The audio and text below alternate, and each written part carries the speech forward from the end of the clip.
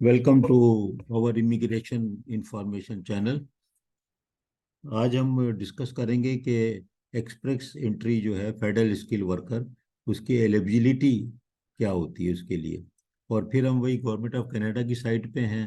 और जैसा कि डिस्क्लेमर यहाँ पर साइट पे खुद लिखा है, तो इससे ये फ़ायदा ये होता है कि उसमें क्लियर लिखा रहता है इनकी साइट पर कि कोई लीगल डॉक्यूमेंट नहीं है। और आप इसको सिर्फ एज ए गाइडलाइन लें, इसको पढ़ें। और अगर कोई सवाल पूछना है, बेशक वो उन्होंने जो आप अप्लाई करते हैं वेब फॉर्म्स होते हैं, वहाँ पर आप सवाल ही पूछ सकते हैं कोई, अगर आपका फॉर्म जमा नहीं हो पा रहा है। लेकिन ये इंफॉर्मेशन जो होती है, ये सिर्फ और सिर्फ गाइडलाइन होती है, यानी एजुकेशन के लिए होती है। और हमारा चैनल भी एजुकेशनल चैनल है।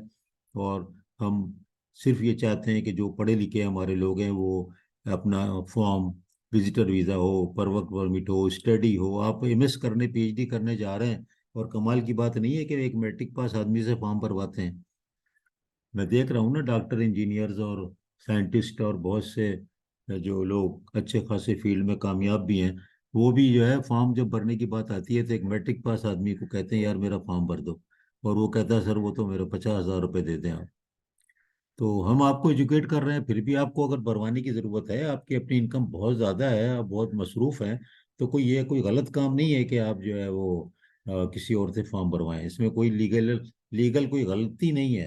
आप अपने रिप्रेजेंटेटिव भी रख सकते हैं, जो कैनेडियन लाइसेंस वाले जो कंसल्टेंट होते हैं, जो रेगुलेटेड कहलाते हैं, कनाडा में रजिस्टर होते हैं। और आप वैसे भी किसी से भरवा सकते हैं, अपने दोस्त से भी भरवा सकते हैं। तो अगर आप पेमेंट करके भरवा रहे हैं तो कोई उसमें कोई गलत बात नहीं है, आप उसका मुआवजा दे रहे हैं ना उनको।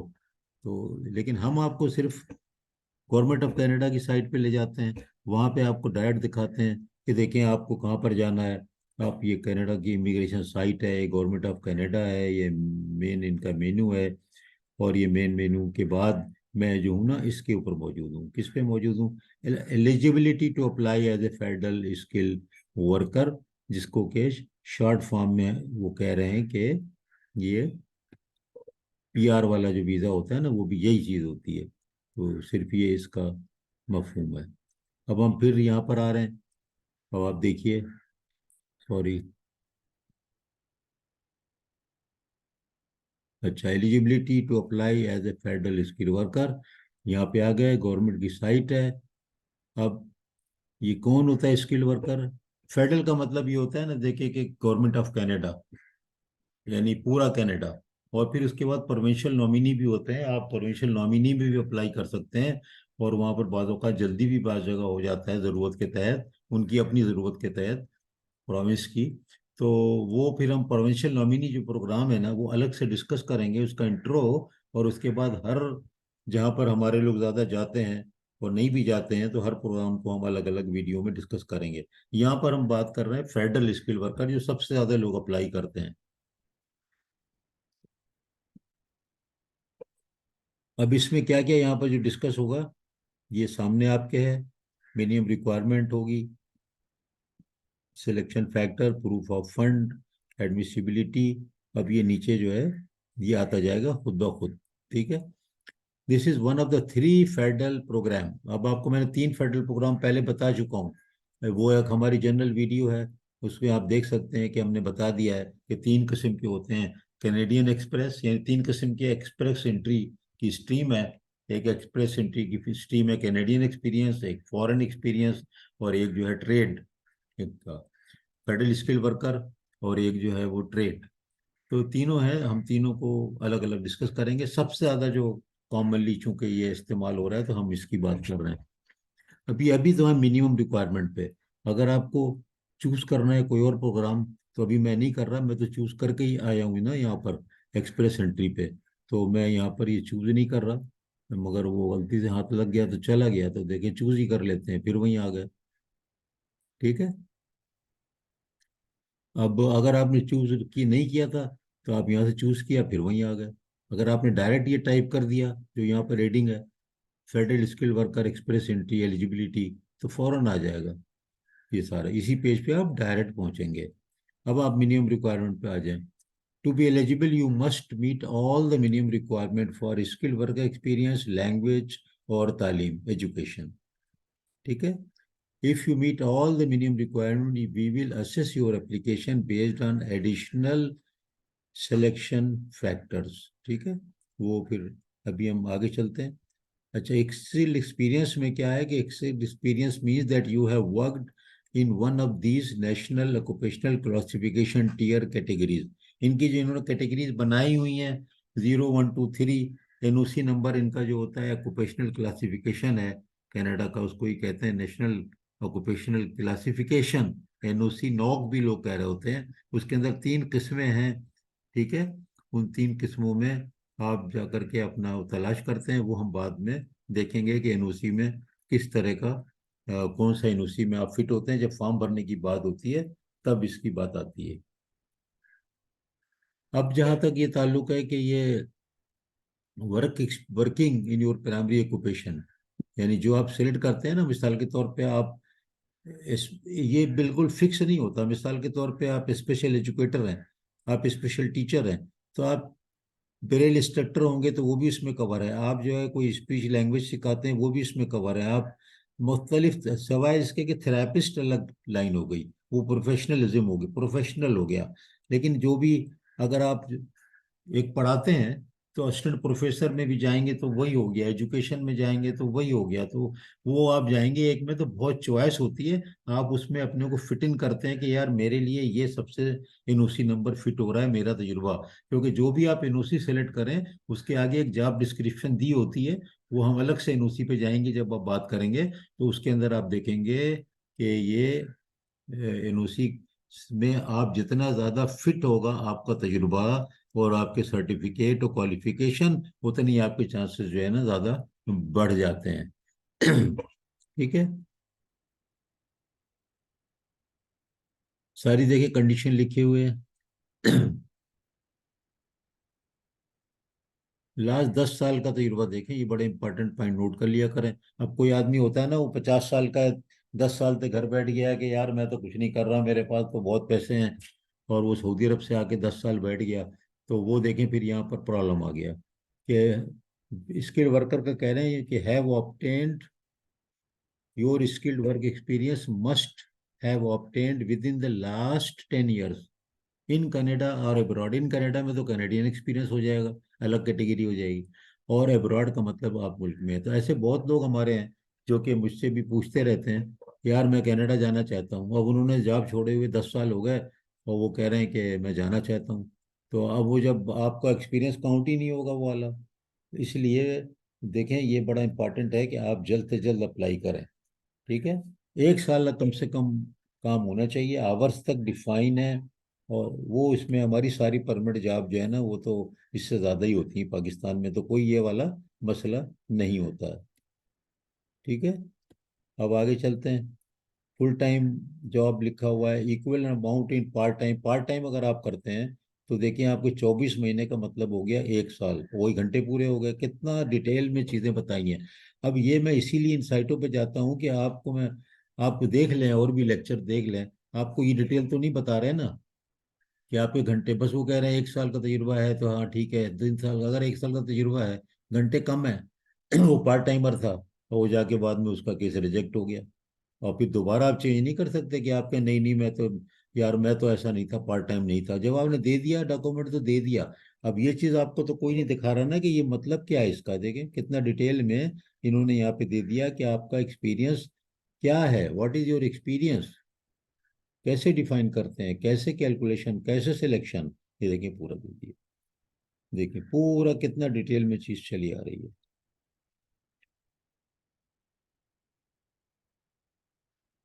ये देखें, अगर आप स्टूडेंट भी हैं और आप वहाँ काम कर रहे हैं कहीं पर भी, और तो वो अगर आप उसमें आप को तनख्वाह मिल रही है, ठीक है, या सेल्स कमीशन देके लिखा है वो मिल रहा है, बाज़ जगह कमीशन देते हैं ना, और कंटिन्यूअस था, और meet all other requirement of the program, और अदर रिक्वायरमेंट जो हैं उनको पूरा कर रहा है, तो फिर ये सारा के सारा देखें आप, मैं बार बार आपको दिखा रहा हूँ, आप देखें कि पूरी एक, पूरा आपको डिटेल में दिया हुआ है।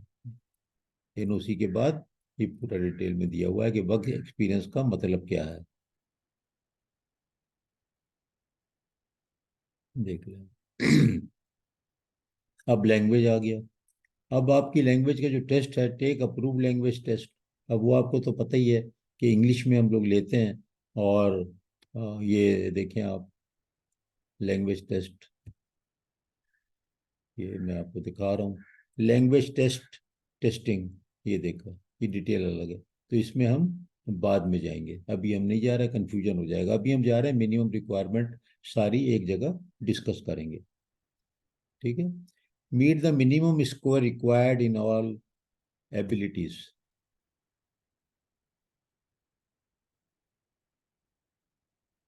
ये देखिए पूरा यहाँ पर ये आपके ये दे दिया इन्होंने।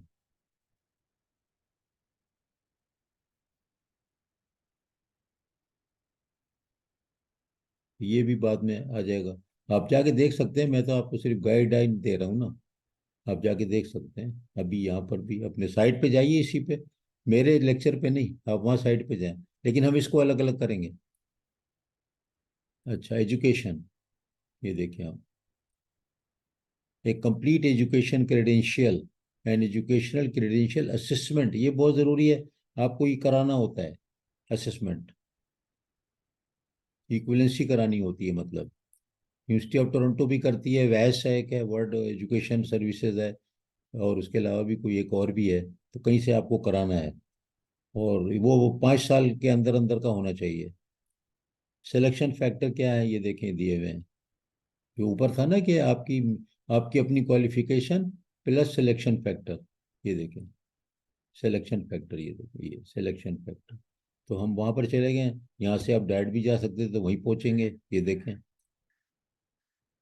अगर आपको न्यू रिक्वायरमेंट सारी हैं, ठीक है, we will assess your eligibility based on age, education, अगर वो सारा पहले वाला पूरा है, तो फिर आपके सिलेक्शन फैक्टर ये हो जाएंगे, ये सारे सिलेक्शन फैक्टर्स।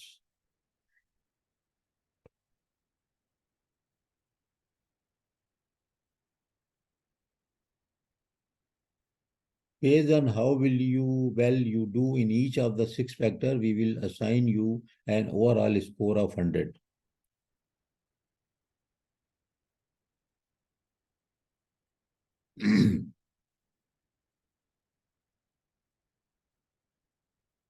देखिए लिखा हुआ, these points are different from the points we use to rank your profile.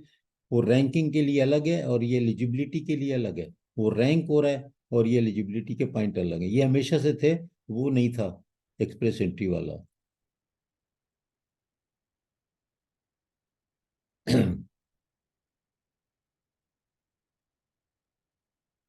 Once you are in the express entry pool, we use different system to rank your profile. ये देखें, ये अलग से इन्होंने यहाँ पर वो वाला बयान कर दिया है कि आपको कंफ्यूजन ना हो। अब क्या, प्रूफ ऑफ फंड।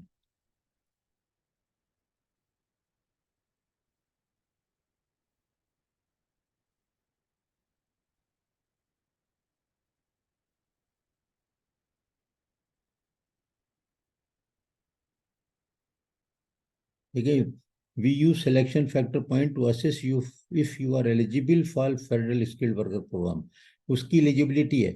और उसके बाद वो आपके जो प्रोफाइल के जो पॉइंट बन रहे हैं, उसके हिसाब से आपको एक्सप्रेस एंट्री के पूल में डाल करके वहां से आपको इनविटेशन आएगा। तो दो अलग अलग चीजें हैं, इसको समझिए बात को। प्रूफ ऑफ फंड, एडमिसिबिलिटी जो है ना, ये तो बिल्कुल डिफरेंट चीज़ है। इस एडमिसिबिलिटी का तो मतलब आप खुद ही देखें, ये क्या है,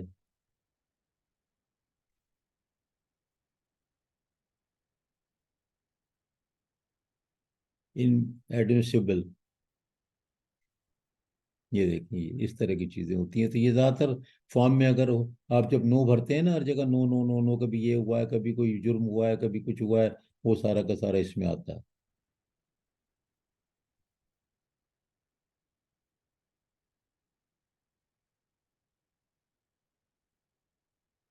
next step, get your document ready.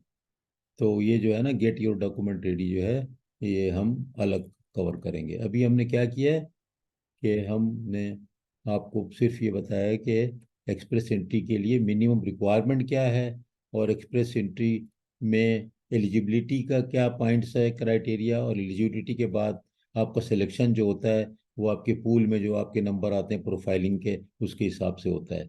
तो वो चीज़ें भी सिर्फ कवर हुई हैं। और ये जो चीज़ें हैं ये अब आगे अलग वीडियो में मैं कवर करूंगा। Documents for express entry, documents for express entry, site वही की वही है, लेकिन चूंकि बहुत लंबी वीडियो हो जाती है तो आदमी बोर भी हो जाता है। लेकिन मेरे देखें, हमारी वीडियो में आपको ये फायदा है कि आप हमारी वीडियो में सिर्फ अगर इतना भी देख लें और समझ लें बात को कि यार ये आपको जाना है कैनेडियन गवर्नमेंट की साइट पे और वहाँ से चीज़ें उठानी है, वहाँ से आगे चलना है, तो आपके लिए बहुत सा काम आसान हो जाएगा। हम डॉक्यूमेंट पे जा रहे हैं और जो चीज़ें वहाँ पर क्लिक इन लिंक्स आ रहे थे, तो वो मैंने क्लिक करके दिखाया तो था, लेकिन उसमें हम अलग भी वीडियो बनाएंगे। लेकिन अभी हम ओवरऑल हर एक चीज़ का व्यू ले रहे हैं।